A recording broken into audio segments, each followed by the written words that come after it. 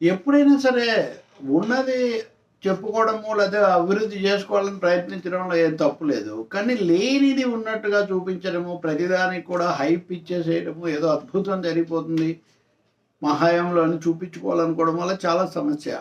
Artificial intelligence AI అన్నదాని మీద కేంద్రంలో భారత ప్రభుత్వం కానీ, ఇక్కడ ఆంధ్రప్రదేశ్లో కానీ, ఇంకా కొన్ని రాష్ట్రాల్లో కానీ ప్రభుత్వాలు, ఆ ప్రభుత్వాల అధినేతలు చేస్తున్నటువంటి ప్రహసనాలు చాలా ఇబ్బందికరంగా మారుతున్నాయి. ఇప్పుడు ఢిల్లీలో జరుగుతున్న దాని గురించి మనం విన్నాము. నిన్న కూడా మొదటి రోజు చాలా తొక్కిసలాట, లేదా అసలు చాలా అసౌకర్యము. దీనికి అశ్వని వైష్ణవ్ సంబంధిత శాఖ మంత్రి దానికి ఆధ్వర్యం వహిస్తున్నాయని క్షమాపణ చెప్పాడు. బిల్ గేట్స్ హైప్ దాని గురించి నేను మాట్లాడాను. ఇప్పుడే మీకు ఇంకో విషయం చెప్తాను. దీని గురించి కొంచెం వినండి. ఇది ఇప్పటికే అంతర్జాతీయంగా బీబీసీ వీటన్నిటిలో కూడా వచ్చేసింది. మీలో కొంతమంది చూసుండొచ్చు కూడా. కానీ దీనివల్ల ఎంత పరువు తక్కువ అని ఇది చూడండి.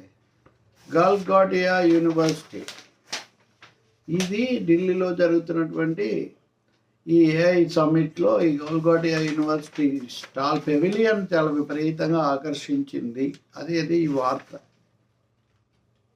గల్గాటియా university pavilion emerges as key attraction at the AI Summit 2026 with 350 crore AI showcase.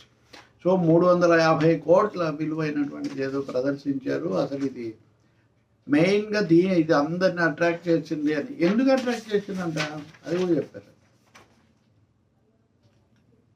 Golgatia University witnessed strong engagement and sustained footfall on day one of AI Impact Summit 2026 at Bharata Mandapam. The five etc. చెప్పిన తర్వాత the Golgatia stall stood out for its impressive and interactive showcase of a comprehensive 350 crore plus artificial intelligence ecosystem, positioning the university among the largest AI universities in India's private higher education space.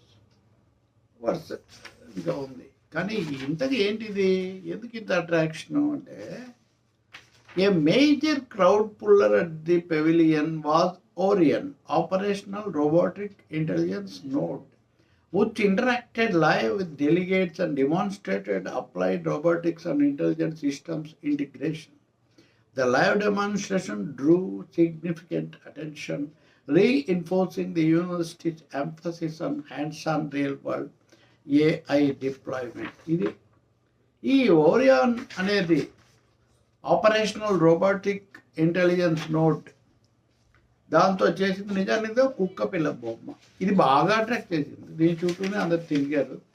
అయ్యో, వాళ్ళు కూడా చాలా గర్వంగా feel అయ్యారు. ఇదంతా బాగానే అంత సంతోషించాము. చూసారా ఎంత ముందుకు పోయింది ఇదంతా. కానీ ఇది బీబీసీ తాజా వార్త. బీబీసీ, బ్రిటిష్ బ్రాడ్కాస్టింగ్ కార్పొరేషన్, తెలుసు కదా, బీబీసీ వార్త. ఇది ప్రపంచంలోని అంతర్జాతీయ సంస్థలో ఒక బ్రిటిష్ సామ్రాజ్యం అప్పటి నుంచి. తలవంపులు, సిగ్గుచేటు. Indian university faces backlash for claiming Chinese robot dog as won at AI Summit. So చైనాకు సంబంధించినటువంటి ఒక రోబోను, ఈ కుక్క పిల్ల బొమ్మ ఇందాక చెప్పింది, ఇది చైనా వాళ్ళు చేసింది. ఇది అమ్ముతున్నారు. వాళ్ళు 2 లక్షలకు ఎవరైనా కొనుక్కోవచ్చు దీన్ని. ఇది మార్కెట్లో ఉంది. ఈ మార్కెట్లో ఉన్నదాన్ని తెచ్చి ఇక్కడ పెట్టి ఇది తమ ఘనకార్యంలాగా చూపించారు ఏఐ సమ్మిట్లో. చూడండి. An Indian university has courted controversy at the AI summit in Delhi after an official claim that a Chinese-made robotic dog was its own invention. So China వాళ్ళు చేసింది మాదని చెప్పుకోవడంతో చాలా గొడవ వచ్చింది. The incident came to light after a professor from Golgatia University told state-run broadcaster DD News Doordarshan that the robot named Orion was developed at their Center of Excellence. A video of her remarks went viral. So ఆమె చెప్పినవి, ఆ professor గారు చెప్పినవి viral అయిపోయినాయి. Online users later identified the machine as GO2 model made by Chinese firm Unitary Robotics, which is commercially available starting at about 2 lakh rupees or $2,200. ఇదే అనమాట. ఎంత సిగ్గుచేటని, ఎంత బాధాకరం. అయితే ఇది జరిగిన తర్వాత షాక్ అయిపోయారు. ఇది వార్త ఇది కదా, ఇది షాక్ అయిపోయి ఆ యూనివర్సిటీ వాళ్ళు ప్రకటన చేశారు. ఏమని, మేము దాన్ని చూపించాం అనేది మాదని చెప్పుకోలేదు. నేను మీకు వార్త చూపించాను కదా, ఆ వార్తలో ఏముంది చాలా, అది నిన్నటి వార్త, ఇది ఇప్పటి వార్త.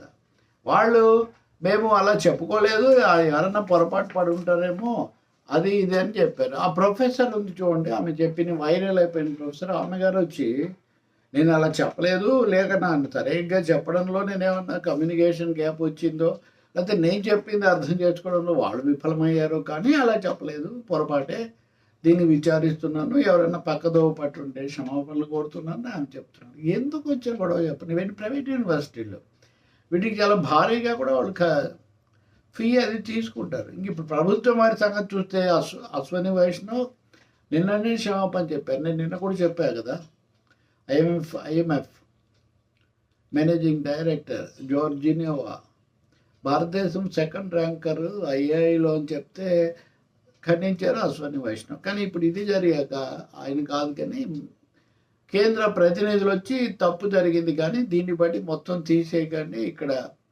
చాలా కృషి, మంచి కృషి జరిగిందని. ఓకే, కృషి జరిగితే ఎవరు కాదంటారు, ప్రయత్నం చేస్తే ఎవరు కాదంటారు.